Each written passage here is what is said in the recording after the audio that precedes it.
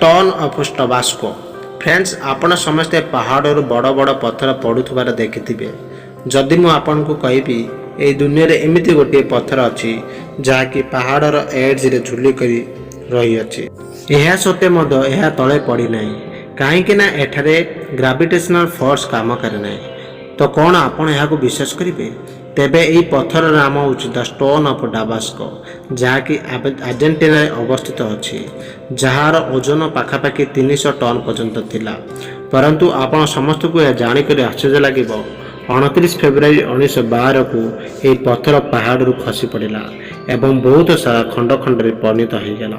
ସ୍ଥାନୀୟ ଲୋକଙ୍କ କହିବା ହିସାବରେ ଏହାର ଆଖପାଖରେ ହୋଇଥିବା ବିସ୍ଫୋଟକ ଯୋଗୁଁ ଏହା ତଳେ ଖସି ପଡ଼ିଲା। କ'ଣ ଆପଣ ଜାଣନ୍ତି କି ଲୋକଙ୍କୁ ଏହାର ଇତିହାସ ସହିତ ଯୋଡ଼ି ରଖିବାକୁ 2007 ମସିହାରେ ଆର୍ଜେଣ୍ଟିନାର ସରକାର ଏହି ପଥରର ନକଲ କରି